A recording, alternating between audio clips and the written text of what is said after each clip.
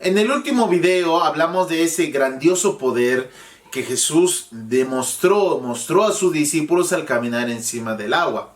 Hicimos la precisación que no solamente fue caminar encima del agua, sino que Jesús en su gloria, en su magnificencia como Dios, hizo que el tiempo y el espacio no siguieran su función natural, sino que se pusieran a un lado delante de la magnificencia del Hijo del Hombre. Pero los textos continúan, los capítulos, la temática continúa. Y vemos en los siguientes versículos que la gente busca a Jesús. Se dan cuenta que Jesús no subió a la barca con sus discípulos y se hacen muchas preguntas. A tal punto de que buscan barcas, las que llegaron, y van a ver a Jesús, cruzan el mar. Entonces, ¿qué sucede? Que se lo encuentran a Jesús una vez más. Y es curioso, y esta pregunta lo hace Raymond Brown, porque dice, ¿cómo la gente que encuentra a Jesús no lo catalogan como lo habían hecho antes, donde lo llaman profeta o como casi lo hacen rey, sino que lo llaman maestro? Y es bastante curioso porque o son las mismas personas que vieron el milagro o son otras personas. Y esa es una pregunta que aumenta, porque después la gente pregunta y dice, muéstranos una señal. Y eso es bastante curioso, pero más adelante vamos a explicar ese detalle. Vemos que la gente le dice, maestro, ¿cómo llegaste hasta aquí? ¿Cómo llegaste? ¿De dónde? ¿Cómo? Nosotros no te vimos subir en la barca. Pero Jesús va más allá de las ideas que ellos tienen. Porque sabe que oyeron, si no son las mismas personas, oyeron de la obra magnífica de la multiplicación de panes y peces. O si son las mismas personas, Jesús hace una aclaración cruda y dura, típica de la ideología de Juan, del escritor. ¿Qué les dice? Trabajad no por la comida que perece, sino para la que para vida eterna permanece.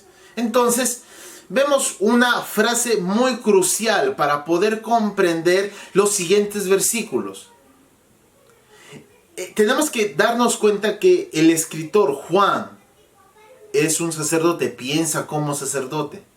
Y la palabra trabajar no es sencillamente trabajar como en el griego ergasomai. No es solamente esa palabra trabajar como algo, como las 8 horas que hacemos día a día, como esa misma visión pagana. No. Recordemos, Juan es sacerdote, entonces él pregunta según esa mentalidad. Y la palabra que está girando en la mente de Juan es abodá. Para nosotros el servicio a Dios, hablo de la iglesia de hoy, siempre está alrededor de la iglesia, de la comunidad. Y eso es algo equivocado.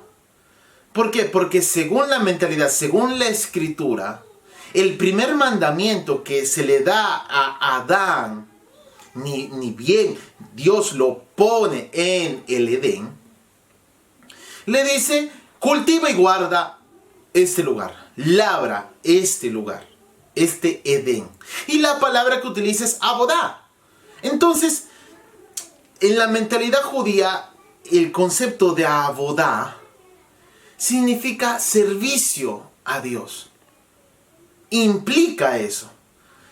Muchos preguntarán, ¿qué tiene que ver lo uno con lo otro? Es que si Dios le dijo a Adán, cuida, labra este Edén, no le está diciendo ve y labra, ve y trabaja en el servicio del culto, ve y trabaja en el evangelismo, ve y trabaja yendo a las casas a ministrar.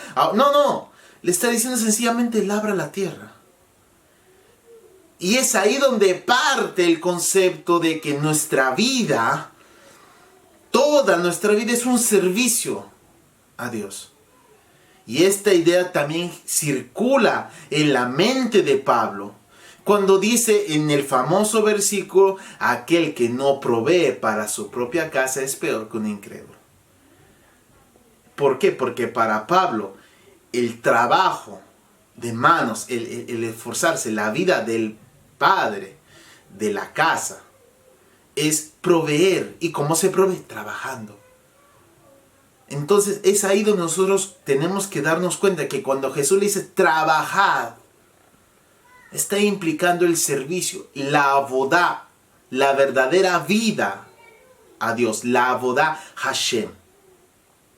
Y cómo corroboro lo que yo estoy diciendo es porque en el versículo siguiente la gente le dice, ¿qué tenemos que hacer para poner en práctica la obra de Dios? En otras traducciones, palabra de Dios. Y nos damos cuenta que compagina esta idea. Entonces Jesús le dice que tienen que creer a lo que se le está dando, a este pan. Ellos responden, ¿qué señal haces tú para que te creamos? Por eso digo que no son las mismas personas que vieron la obra de panes y peces. Y si fueran, hay una mentalidad que circulaba en esos días sobre los judíos, que cuando iba a venir el Mesías, ese Mesías iba a traer otra vez el maná, como lo hizo Moisés. Según el Midrash, hablando de Éxodo 16:25, donde Moisés da el mandamiento de que recojan hoy el maná porque mañana es día de reposo. Según el Midrash, dice que esa palabra reposo habla del tiempo futuro. Habla del reposo del Señor. Lo expliqué en otros capítulos anteriores acerca de qué significa reposo. El Shabbat habla de un tiempo futuro. Entonces, en la mentalidad del judío, en ese preciso momento, en el contexto que están hablando, se habla de ese Mesías que iba a traer ese maná como Moisés.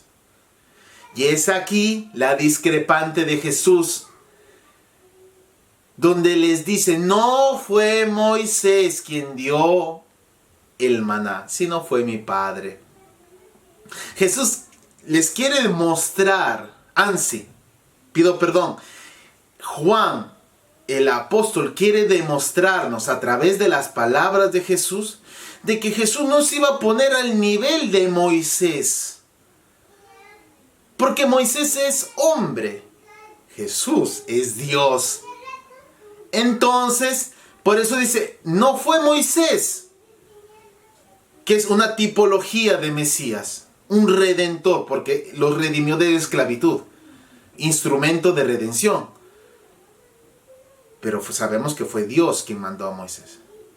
Jesús no es un Mesías según Juan el apóstol, sino que es Dios mismo. Entonces Jesús tiene que aclarar esa idea. Y le dice, mi Padre es el que da el verdadero pan del cielo. Y de esta manera tenemos que comprender estos textos para poder tener una exégesis más, específica, más corregida. Porque no podemos meter al mismo nivel. Mismo Jesús, a través de Juan, el apóstol, nos calibra y nos hace entender eso. Por eso ellos siempre sacan a relucir a Moisés, pero Jesús le dice, no, cálmense. Moisés es hombre. Jesús dice de sí mismo, yo soy Dios. Yo soy el verdadero pan que el Padre mandó para que tengan vida. Y eso nos prepara la siguiente temática, que es yo soy el pan de vida, que va a ser en el siguiente versículo, en el siguiente capítulo vamos a hablar de ello. Así que Dios les bendiga, cuídense mucho, espero que se entienda. Y un saludo para todos, saludo para el profesor, saludo para todos los colaboradores. Les invito a seguir en esta nueva temporada. Pido perdón por el tiempo en el cual nos hemos separado, hemos dejado pasar mucho tiempo de esos videos, pero como nadie nos paga por hacer esto, considero que es un esfuerzo. Y yo le pido al Señor que yo les pido oraciones para que podamos trabajar continuamente y podamos llevar y concluir ese trabajo que considero es de bendición para todos. Dios les bendiga, cuídense.